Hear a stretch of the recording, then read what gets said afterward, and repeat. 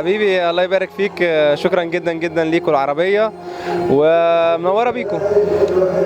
النهارده تقول ايه لمحمد شاهين ورنا سماحه في الحفله؟ بحب اقول لرنا سماحه ومحمد شاهين الف الف مبروك الحفله الجميله دي، ويا رب من تقدم لتقدم. مبسوط ان انتوا او سوري يعني احنا كلنا بنخرج من فكره ان احنا كنا هواه نتحول لنجوم يعني فنانين مستقلين بنتعامل على اساس ده من جمهورها يعني.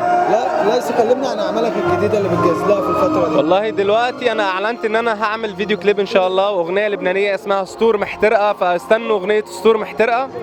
واستنوا برضو عندي حفله الفالنتاين من دلوقتي بنجهز لها في مصر هنا في الزمالك.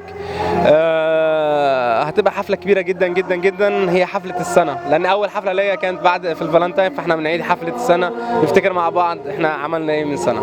ليس الفيديو هتصوره فين؟ الفيديو هصوره هنا ان شاء الله في مصر، وان شاء الله هيتم تصويره خلال الشهر ده. بتتعاون مع مين في الالبوم؟ في الكلمات مين؟ الاغنيه من كلمات والحان مهدي عز الدين وتوزيع محمد شفيق، وبيتم تسجيلها في استوديوهات ريتال ليحيى مرسي، وان شاء الله يكون حاجه جميله جدا.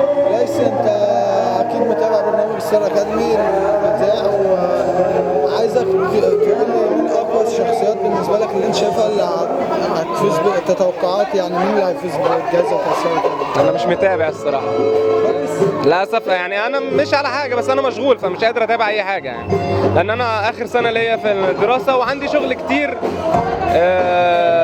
يعني عندي بحضر لكميه اغاني كتيره، فللاسف مش متابع. اخر سنه ليك في الدراسه؟ ان شاء الله. بالتوفيق ان شاء الله. ان شاء الله. هندسه صوت كل الناس عارفه. مايكات.